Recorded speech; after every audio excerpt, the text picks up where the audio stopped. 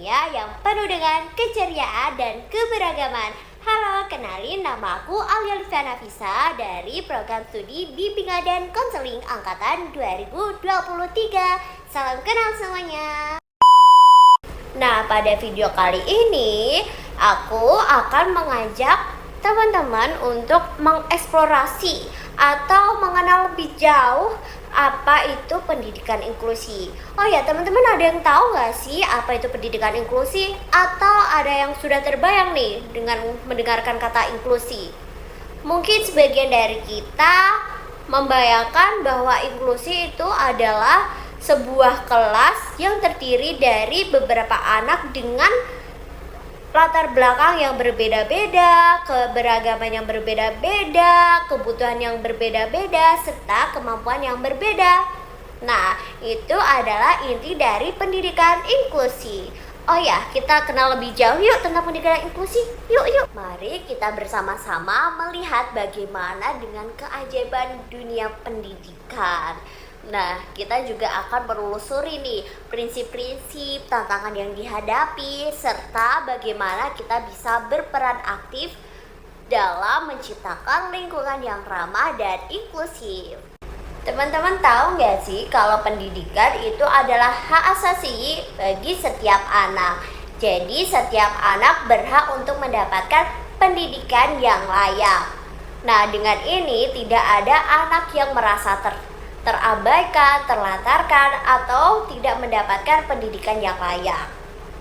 Nah, dengan adanya pendidikan inklusi menjadi solusi yang menawarkan harapan baru bagi anak-anak dengan kebutuhan khusus. Selanjutnya, mari kita bahas beberapa prinsip dasar dari pendidikan inklusi yang harus kita pahami. Yang pertama, aksesibilitas. Aksesibilitas adalah akses yang sama sebagai pondasi dari pendidikan inklusi. Setiap anak harus memiliki akses terhadap fasilitas pendidikan yang memadai, akses terhadap buku, materi ajar, teknologi, serta dukungan yang dibutuhkan, sehingga mereka dapat belajar dengan lebih baik. Pendidikan inklusi mengusung prinsip bahwa setiap anak berhak mendapatkan kesempatan yang sama untuk belajar. Ini berarti menghilangkan diskriminasi dan stigma yang dapat menghalangi anak-anak berkebutuhan khusus. Dalam pendidikan inklusi, setiap anak diberikan kesempatan untuk terlibat secara aktif dalam pengalaman belajar. Dengan partisipasi, anak-anak akan merasa memiliki tempat dalam kelas dan berkontribusi pada proses pembelajaran. Kerjasama antara berbagai pihak, guru, orang tua, masyarakat, dan terutama antara siswa merupakan elemen yang penting, dan kita harus bergandeng tangan untuk menciptakan lingkungan yang positif dan mendukung. Setiap anak memiliki gaya belajar dan kebutuhan yang berbeda-beda. Pendidikan inklusi berusaha untuk menghargai keberagaman ini dan menyesuaikan metode pengajaran untuk memenuhi kebutuhan individual.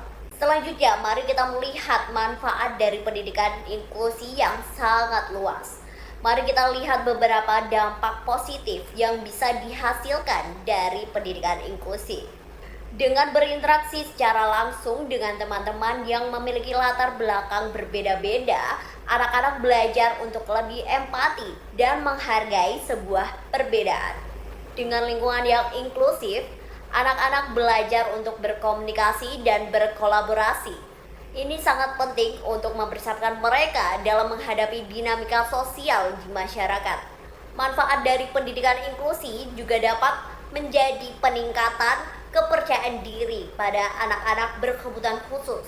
Anak-anak berkebutuhan khusus ketika berada dalam lingkungan yang mendukung akan dapat tumbuh dan berkembang, dan ia akan merasa sangat dihargai dan memiliki rasa percaya diri yang lebih tinggi. Pendidikan inklusi juga dapat menciptakan lingkungan belajar yang positif. Ketika semua anak merasa diterima, suasana kelas jadi lebih hangat dan harmonis. Hal ini berdampak pada pengalaman belajar yang jauh lebih menyenangkan.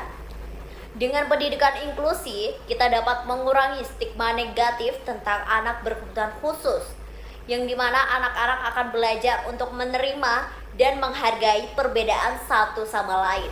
Meskipun memiliki manfaat yang sangat besar, kita tidak dapat menutup mata terhadap tantangan yang ada. Stigma dan kurangnya pemahaman masyarakat terhadap pendidikan inklusi seringkali menjadi sebuah penghalang. Oleh karena itu, sosialisasi dan pendidikan kepada masyarakat sangat diperlukan. Kita perlu mengedukasi orang tua dan guru serta anak-anak tentang pentingnya merangkul perbedaan dan cara-cara mendukung anak-anak dengan berkebutuhan khusus. Program pelatihan untuk guru juga sangat penting dan diperlukan agar mereka siap menghadapi berbagai tantangan yang mungkin muncul di dalam kelas. Tak hanya itu, media juga memiliki peran yang besar dalam membangun kesadaran ini. Dengan berbagai kampanye, informasi, kita bisa mengubah pandangan masyarakat dan stigma negatif masyarakat tentang pendidikan inklusi. Yang pertama, kita akan mengenali anak disabilitas fisik. Anak dengan disabilitas fisik memiliki keterbatasan dalam kemampuan bergerak dan berfungsi secara fisik.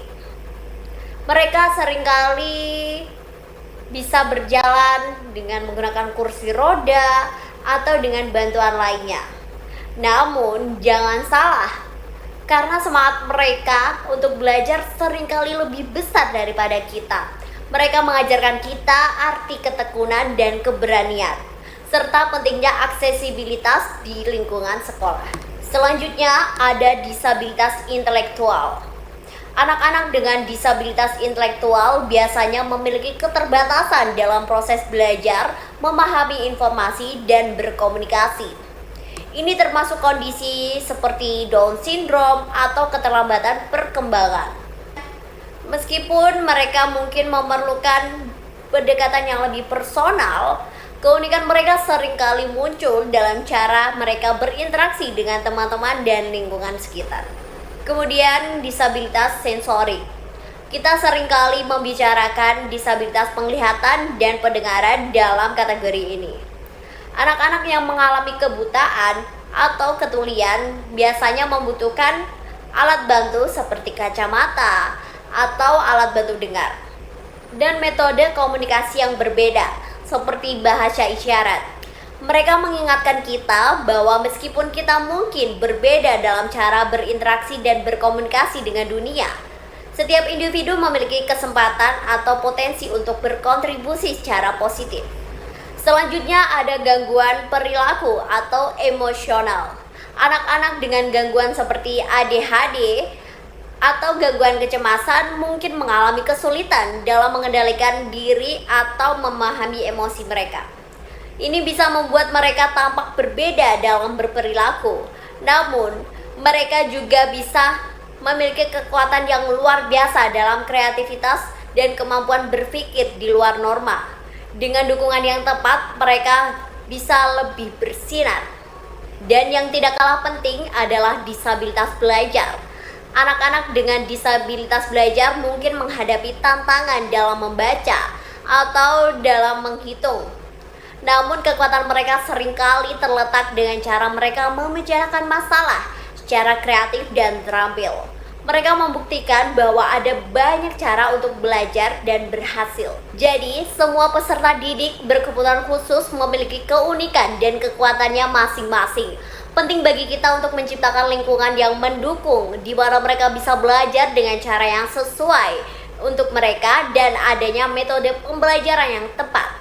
Kita juga bisa mendorong potensi mereka agar bisa lebih bersinar di dalam dunia pendidikan.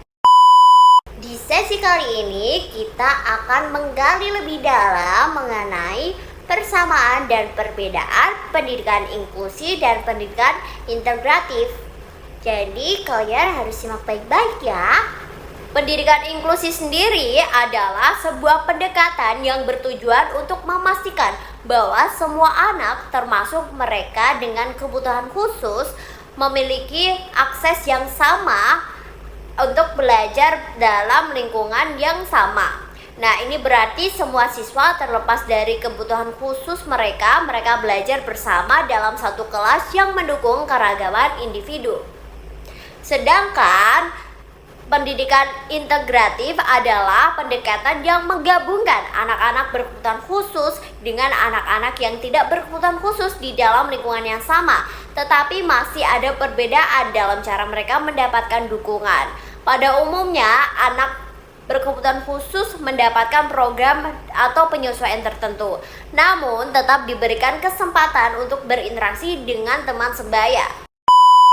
Nah, kemudian dalam hal pendekatan dan filosofis, pendidikan inklusi menekankan pada penerimaan dan dukungan yang sama untuk semua siswa dalam satu kelas.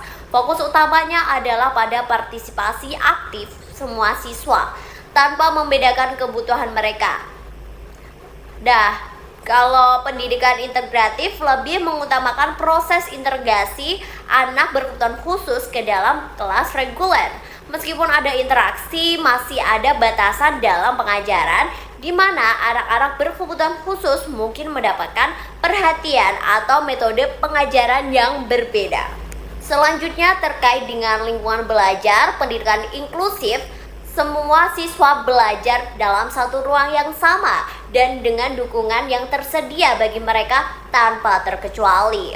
Tiada pemisahan, semuanya pada bagian dari komunitas belajar yang sama. Nah, bedanya dengan pendidikan integratif adalah siswa berkebutuhan khusus mungkin diintegrasikan ke dalam kelas, tetapi mereka bisa saja memiliki sesi terpisah untuk pendekatan yang lebih spesifik.